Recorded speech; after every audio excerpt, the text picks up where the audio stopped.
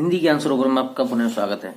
प्रिय छात्रों, पूर्व की भांति इस बार भी हम आपके लिए लेके आए हैं मॉडल पेपर, जिसमें कि आपको प्रश्न संख्या 11 क, ख, ग और घ के रूप में आपको बोर्ड परीक्षा में ये प्रश्न आपके समक्ष होंगे, जिसमें से प्रत्येक जो खंड है प्रश्न संख्या 11 के, चाहे क हो, ख, ग अथवा घ, प्रत्येक 2-2 नंबर का है। इस तरह से आपके इस वीडियो में 8 नंबर तो पक्के होने वाले हैं। तो आइए देखते हैं प्रश्न संख्या 11 क। इसमें आपको प्रश्न इस तरह से आएगा कि निम्नलिखित शब्द युग्मों का सही अर्थ चुन करके लिखिए। ये ऑप्शनल है। इसमें आपको 4 विकल्प दिए होंगे, उसमें से सही क्रम में जो इसका आंसर रहेगा उस पर आपको टिक करना है। जैसे समझ लेते हैं, और दोनों ही 1-1 नंबर के रहेंगे। जैसे आप पहला देख रहे हैं, श्रवण और श्रमण, बड़ा सूक्ष्म अंतर है, बहुत ही छोटा सा अंतर है, और इसी क्रम में इसका आंसर भी लिखना है। श्रवण और श्रमण, तो आपको 4 विकल्प दिए होंगे। तो पहला जो श्रवण है उसका मतलब होता है कान, और दूसरा जो श्रमण है उसको बोलते हैं भिक्षु। श्रवण वैसे भी कानों को श्रवण रंध्र बोलते हैं, तो श्रवण मतलब होता है सुनना। तो श्रवण यहां पर सही अर्थ है इसका कान, और इस श्रमण का भिक्षु। आपको इसी क्रम में यह लिखना भी है। दूसरा है वसन और व्यसन, बड़े ध्यान से पढ़ना है आपको। वसन माने होता है वस्त्र, यथा एक चौपाई भी है रामायण में, वसनहीन नहीं सोह सुरारी, सभूषण भूषित वर नारी। तो वसनहीन मतलब वस्त्रों के हीन समझो। तो यहां पर वसन का मतलब होता है वस्त्र, कपड़े, और व्यसन माने होता है आदत। अगला देखते हैं, अविराम और अविराम। अविराम का मतलब है, अब इसमें आपको दिख रहा है विराम, विराम माने होता है रुक जाना, अविराम माने बिना रोक के, और अभिराम सुंदर। श्री राम जी की छवि कैसी थी? नयना अभिराम थी, नेत्रों को आकर्षित करने वाली, नेत्रों को सुंदर लगने वाली। तो इसमें हम समझने के लिए इतना काफी है, पर्याप्त रहेगा मेरे हिसाब से, कि विराम शब्द से हम समझ सकते हैं विराम का मतलब क्या होता है, ठहर जाना, रुक जाना। और अविराम मतलब होता है बिना रोक के, और अभिराम माने सुंदर। अगला देखते हैं, इसमें प्रश्न संख्या 11 क के रूप में आपको 2 ही प्रश्न पूछे जाएंगे, और दोनों ही 1-1 नंबर के रहेंगे। अगला है अंश और अंशु। तो अंश माने तो होता है हिस्सा या भाग, और अंशु होता है किरण। अंश माने क्या होता है? हिस्सा अथवा भाग, और अंशु माने किरण। अगला है कटिबंध और कटिबद्ध। कटिबंध का मतलब, कटि माने होता है कमर, और बंध माने बंधा हुआ। तो करधनी, आप जानते हैं जो महिलाएं हैं वो अपने कमर में एक कटिबंध धारण करती हैं, करधनी पहनती हैं। और कटिबद्ध माने होता है तैयार, मैं इस कार्य को करने के लिए कटिबद्ध हूं, तत्पर हूं, तैयार हूं। तो इस कटिबद्ध का मतलब होता है तैयार, और कटिबंध का मतलब होता है करधनी। अगला देखते हैं, बात। बात और वात, अक्सर हम ये त्रुटियां कर देते हैं, छोटी छोटी हमें दिखने में लगती हैं, लेकिन इसका अर्थ पर बहुत बड़ा विशेष प्रभाव पड़ता है। तो ये है बात और ये है वात। बात माने होता है जो सामान्य तौर पे जो बातचीत है, बातें हैं, और वात है हवा का पर्यायवाची। अगला है द्रव, द्रव्य। द्रव तो आप जानते हैं लिक्विड फॉर्म, तरल पदार्थ, और द्रव्य होता है धन संपदा, धन। अगला स्वर्ण स्वर्ण। स्वर्ण माने होता है सोना, वैसे भी सोनार को स्वर्णकार बोलते हैं। तो स्वर्ण मीन्स सोना, और सवर्ण, वर्ण माने जाति, सवर्ण उच्च जाति। अगला है विहग और विहंग। विहग माने होता है पक्षी, और विहंग जो पर्यायवाची है, विहंग का जो अर्थ है वो है तोता। अगला अंश, जिसमें ये सड़क वाला सा है और इसमें शहर वाला सा, जैसे ये तो अभी भी हमने देखा था यहां अंश और अंश के साथ में। तो अंश माने होता है कंधा, ध्यान दीजिएगा, अंश माने होता है कंधा। और ये जो अंश है जिसमें शहर वाला सा है, ये है हिस्सा या भाग, जैसा का हमने अभी पढ़ा था।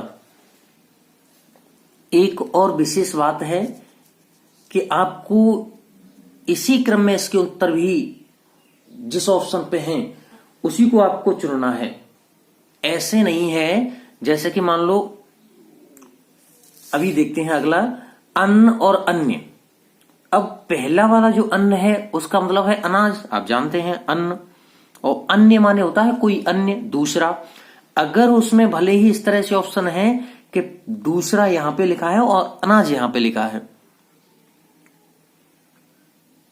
तो भी हमें कंफ्यूज होने की आवश्यकता नहीं है। इस अन्न का इस क्रम में जो नंबर है, जो यहां पर जो आना चाहिए, अन्न और अन्य करके दिया है, तो अनाज और दूसरा ही होगा, ना कि दूसरा और अनाज, ये गलत हो जाएगा। अगला देखते हैं अचार और आचार। अचार आप जानते ही हैं, अचार माने होता है मुरब्बा, और आचार माने होता है आचरण। वैसे भी किसी को बोलते हैं उसके आचार विचार कैसे हैं, तो आचार का मतलब है आचरण। अगला देखते हैं अभय, जिसको भय नहीं, मतलब वो हो गया निडर। और उभय माने होता है दोनों। आप वैसे भी गणित विषय में जब उभयनिष्ठ लेते होंगे, कोई दो चीजों से जब कोई चीज इंग्लिश में उसको बोले तो कॉमन लेते होंगे, तो उसको हिंदी में उभयनिष्ठ बोलते हैं, उभयनिष्ठ जो दोनों में ही है। तो उभय माने दोनों और अभय माने निडर। अंबुज और अंबुद। अंबुज कमल का पर्यायवाची है और अंबुद बादल का पर्यायवाची है, और जो खाली अंबु है वो जल का पर्यायवाची है। अब जल में, जल के पर्यायवाची में, और एक चीज मैं आपको इसके साथ ही बता दूं कि जल के पर्यायवाची में यदि आप ज जोड़ देते हैं तो आपके कमल के बन जाते हैं सभी पर्यायवाची, और अगर जल के ही पर्यायवाची में आप अंत में द जोड़ देते हैं तो जल के ही जितने पर्यायवाची हैं वो सब बादल के पर्यायवाची बन जाते हैं। और इसके अतिरिक्त जब अंत में आप धी जोड़ते हैं तो वो समुद्र के पर्यायवाची में भी परिवर्तित हो जाते हैं। मूल जो पर्यायवाची हैं वो आपके जल के ही रहते हैं। ये मैंने आपको इसके अतिरिक्त थोड़ी सी जो जानकारी थी वो दी है। उम्मीद है आपको ये जो प्रश्न संख्या 11 क के शब्द युग्मों का जो सही अर्थ है वो आपको बखूबी समझ में आया होगा। मैंने इसमें बड़े ही चयनित चुनिंदा जो मोस्ट इंपोर्टेंट हैं उनको ही रखा है। जहां तक है इन्हीं में से अवश्य ही बोर्ड पेपर में आ जाएगा, नहीं तो आपको इस तरह से ही प्रश्नों को हल करना है। आइए देखते हैं प्रश्न संख्या 11 ख।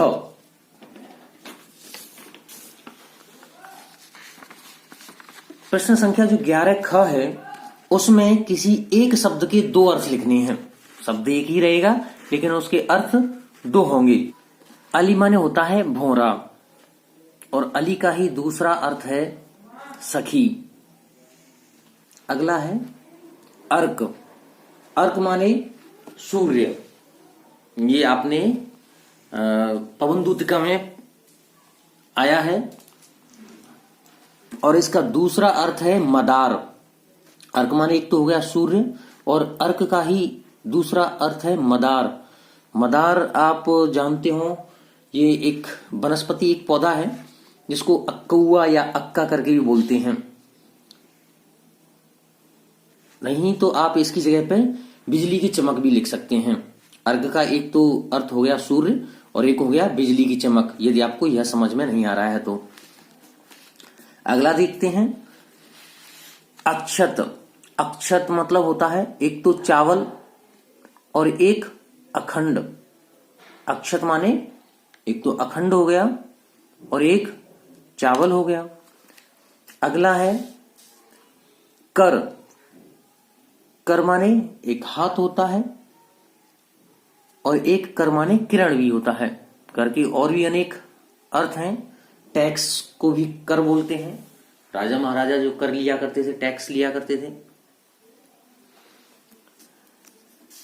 अगला है कनक।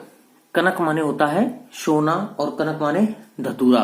ये दो अर्थ हैं कनक के भी। कर्ण आप जानते हैं, एक तो कुंती पुत्र और दूसरा कान। अगला है काल। काल तो वैसे भी मृत्यु और दूसरा अर्थ है काल का समय। बड़े ही आसान है, बस आपको एक बार ये पूरी वीडियो देखनी है और एक बार देखने के उपरांत आपको, मुझे नहीं लगता इसमें से कुछ शेष रहेगा जो आपको याद ना रहे। गो माने एक तो गाय होता है और एक इंद्रिय, मनवाणी को अगम अगोचर, जिसको इंद्रियों के द्वारा न जाना जा सके, तो गो माने इंद्रिय।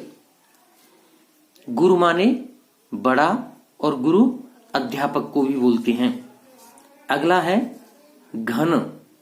घन माने एक तो बादल और दूसरा है घना। चपला माने एक लक्ष्मी और दूसरा बिजली। जड़ माने मूर्ख और जड़ मूल, जो आधार है, जो मूल है, इसकी जड़। अगला है दल। दल माने समूह और दल माने पत्ता। द्विज माने ब्राह्मण, द्विज माने पक्षी। और नग माने नगीना और नग माने जो दूसरा इसका अर्थ है वो है पर्वत। और देखते हैं, इतने ज्यादा टफ नहीं है, आपको सिर्फ 1 से 2 बार यह वीडियो ही देखना है, कुछ नहीं करना है आपको। अगला है नाग। नाग का एक अर्थ सर्प, सब जानते हैं, और नाग का दूसरा अर्थ हाथी भी होता है। हाँ, बिल्कुल सही सुना आपने, हाथी भी दूसरा अर्थ है नाग का। पत्र माने एक तो चिट्ठी, सामान्य तौर पर पत्र बोलते हैं, और एक पत्र मीन्स होता है पत्ता। पतंग माने होता है सूर्य, सूर्य का पर्यायवाची है पतंगस्योदय। तो पतंग माने सूर्य और पतंग माने पृथ्वी। मधु माने शहद, मधु माने शहद, और मधु का दूसरा जो अर्थ है वो शराब भी होता है। जैसा कि हरिवंश राय बच्चन जी की एक कविता है मधुशाला, तो मधु माने एक शराब भी होता है। अगला है मित्र। मित्र, इसका एक अर्थ दोस्त और दूसरा अर्थ सूर्य। राग, एक तो प्रेम और एक गाने की जो लय होती है कि किस राग में गाना गाया जा रहा है, दूसरा अर्थ राग का यह है। अगला है वर। तो वर तो एक श्रेष्ठ को भी बोलते हैं, वरदान भी होता है और दूल्हा भी होता है। वरगद को भी बोलते हैं, इसके अनेक अनेक अर्थ हैं। तो मुझे भी जैसे इनके अतिरिक्त तो और भी जो मुझे याद आ जाता है उस समय पे मैं आपको बता देता हूं। वर माने श्रेष्ठ है और वर माने दूल्हा भी है, वरदान भी है। वैसे भी आपने देखा होगा, वत्स वर मांगो, तो आप तो बस इतना ही मांगे कि मेहनत करें विधि माने ब्रह्मा, विधि माने रीति। शिव एक तो महादेव और एक कल्याण। शर माने तालाब, सरोवर का, तालाब का पर्यायवाची है सर। और शर माने होता है बाण, सरसंधान करना। गुण माने होता है विशेषता और गुण माने होता है रस्सी। गुण के दो अर्थ, एक विशेषता और एक रस्सी। यदि आपको वीडियो ठीक लग रही हो, समझ आ रहा हो, तो आप वीडियो को ज्यादा से ज्यादा शेयर करें, अपने मित्रों को सुझाव दें। बोर्ड परीक्षाएं बहुत नजदीक हैं। मैं पूरे विश्वास के साथ कह सकता हूं कि मैंने इसमें जिस नियत के साथ इन प्रश्नों को रखा है कि ये अवश्य ही आपको इनमें से कोई ना कोई प्रश्न बोर्ड परीक्षा में आपके समक्ष होंगे, तो अवश्य ही होंगे। ये इतने महत्वपूर्ण प्रश्न मैंने दिए हैं। अगला देखते हैं दाम। दाम माने मूल्य और दाम माने माला। तो साथ ही साथ इस वीडियो का लाभ अपने मित्रों तक भी पहुंचाएं। अनंत, अनंत माने एक आकाश का पर्यायवाची और एक अनंत जिसका अंत नहीं। मुद्रा, अगला है मुद्रा। एक तो छाप और दूसरा रुपया। और अंतिम देखते हैं अंक। अंक माने एक नाटक का एक भाग, नाटक का एक हिस्सा, नाटक का एक अंक। और एक अंक माने गोद। ये रहा आपके समक्ष प्रश्न संख्या 11, जिसमें आपको बताना होगा शब्द समूह के लिए एक शब्द अथवा अनेक शब्दों के लिए एक शब्द, या यूं कहें कि वाक्यांशों के लिए एक शब्द का चयन करके आप लिखिए। बिल्कुल पूर्व की भांति ही आपको यह प्रश्न भी 2 नंबर देने वाला है। वही सामान्य सी चीजें हैं जो अब तक आप पढ़ते आए हैं। बस ध्यान देना है, कहीं इनके शब्दों के जाल में आकर के एकदम से भ्रमित नहीं हो जाना है। शब्द समूह, शब्दों का जो समूह है, अथवा अनेक शब्द एक ही चीज है, अथवा वाक्यांश के लिए एक एक शब्द लिखना है। वो किस तरह से भी पूछ ले, आपको प्रश्न संख्या 11 ग के रूप में ये प्रश्न मिलेगा अवश्य ही। और ये तो मैंने बहुत ही मोस्ट इंपोर्टेंट जो 15 प्रश्नों का जो मैंने इसमें कलेक्शन दिया है वो मोस्ट इंपोर्टेंट है। आप इनको अवश्य ही पढ़ लें, इसके लिए मैं विशेष आपसे कहना चाहूंगा। इसके अतिरिक्त आप और पढ़ना चाहें दैट्स गुड, बट आप इन प्रश्नों को उत्तर सहित एक बार अवश्य देख लें। देखते हैं पहला कि जो ईश्वर में विश्वास करता है, जो ईश्वर में विश्वास करता है अथवा ईश्वर में विश्वास करने वाला, उसको बोलते हैं आस्तिक। उसको क्या बोला जाता है? आस्तिक। अगला है जिसे कहा न जा सके, जिसे कहा न जा सके, अकथनीय। अकथनीय, कथनीय मतलब जिसको कहा जा सके और जिसे कहा न जा सके वो अकथनीय। जिसकी गणना न की जा सके, जिसकी गणना न की जा सके, अगणित।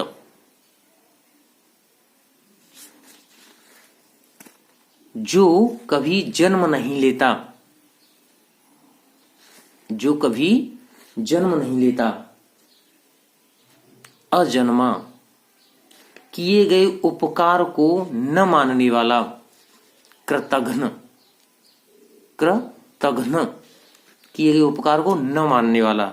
साथ ही साथ मैं आपको बता दूं कि किए गए उपकार को जो मानने वाला होता है उसको कृतज्ञ बोलते हैं, कृतज्ञ। और किए गए उपकार को न मानने वाला कृतघ्न। जानने की इच्छा रखने वाला, अधिक से अधिक जानने की इच्छा रखने वाला जिज्ञासु। क्या बोलते हैं उसको? जिज्ञासु। और जो सब कुछ जानता हो, सर्वज्ञ, सर्व माने सब कुछ, जो सब कुछ जानता हो उसको सर्वज्ञ। जंगल की आग, दावाग्नि अथवा दावानल। जंगल की आग को क्या बोलते हैं?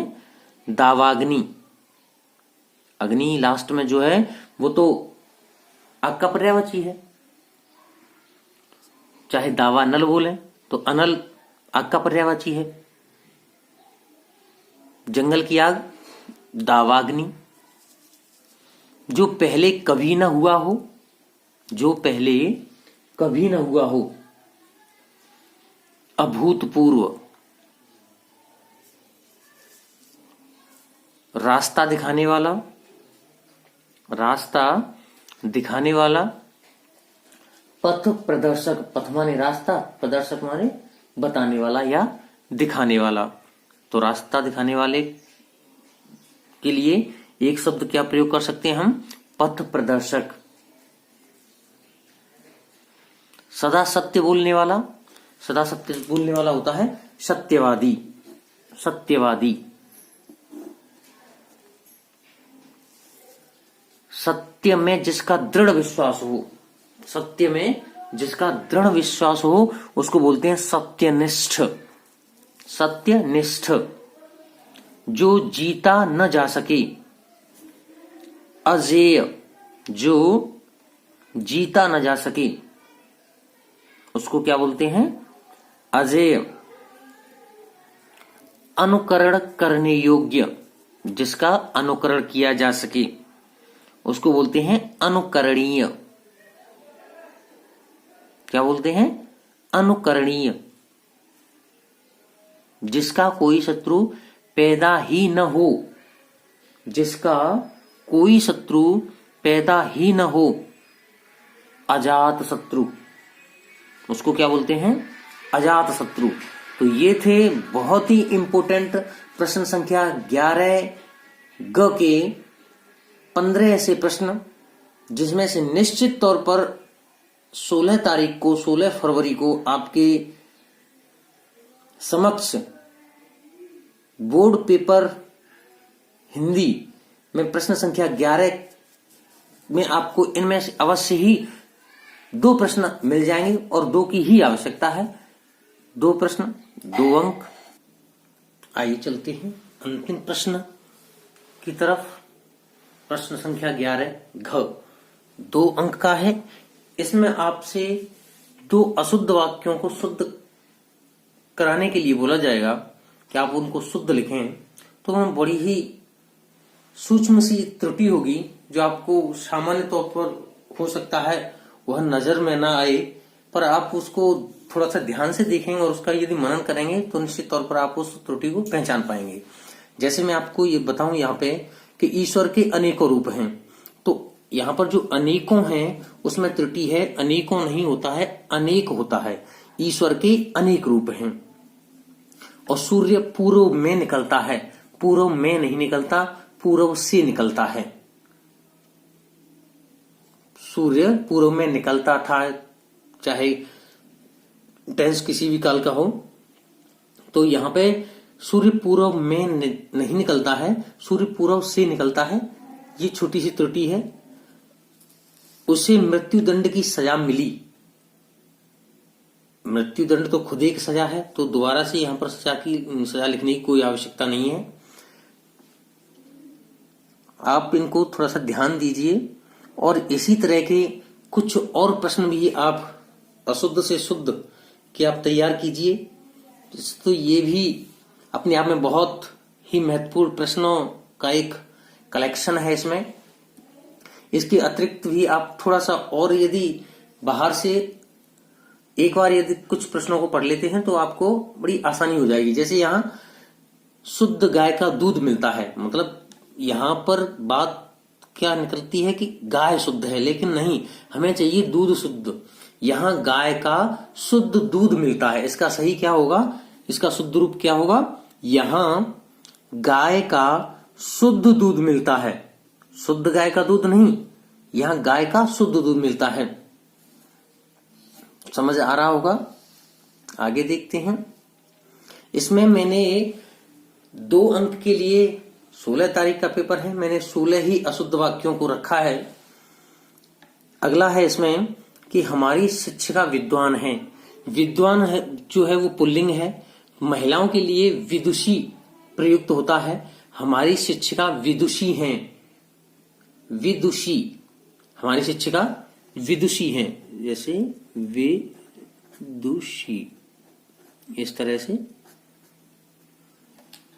अगला है कृपया आप ही यह बताने की कृपा करें। इसमें 2 बार कृपया कृपा करके इस तरह के शब्द हैं, कोई आवश्यकता नहीं है। आप ही यह बताने की कृपा करें, यहां से ही आप ही यह बताने की कृपा करें। ये पहली वाली जो कृपया है यह इसमें अतिरिक्त है, जो इस शुद्ध वाक्य को अशुद्ध कर देती है, तो यह नहीं लिखना है हमें शुद्ध करते वक्त। अगला है मुझे भारी दुख हुआ। दुख भारी नहीं होता, दुख बहुत होता है। मुझे बहुत दुख हुआ। आगे है पुत्री पराया धन होता है, जबकि यह तो आपने खूब ही सुना होगा। पुत्री पराया धन होती है, होता है नहीं, पुत्री पराया धन होती है। तो इस तरह की ही त्रुटि को आपको पकड़ना है, समझना है, और थोड़े से ही इस अवेयरनेस से, थोड़ी सी ही समझदारी से आपके ये 2 अंक बिल्कुल ही पक्के हो जाते हैं। आप आगे देखते हैं इसका कि गुड़ का स्वाद मधुर मीठा होता है।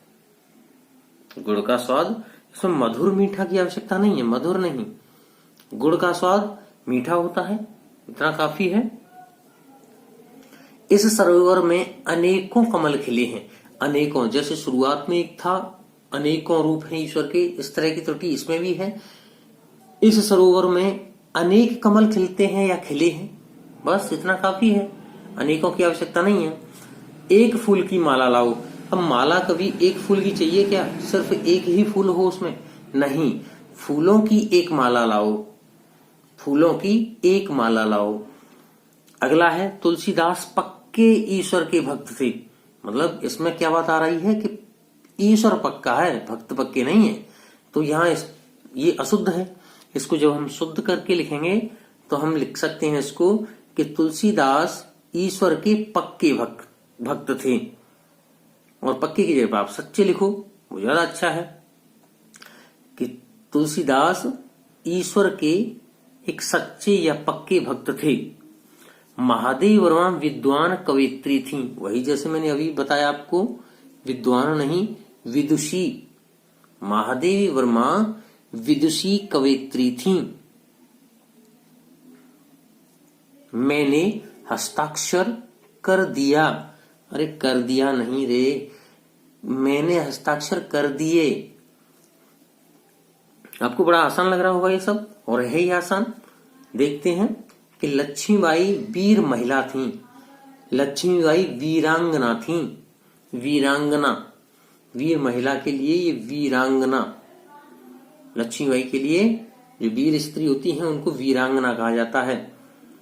अब 16 तारीख का और इस 11 घ का 16वां अशुद्ध वाक्य, जिसको शुद्ध करके हम लिखने वाले हैं कि यह पद्यांश नौका विहार कविता से संग्रहित है।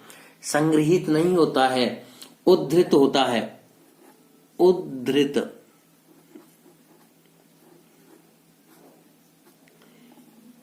इसकी जगह पर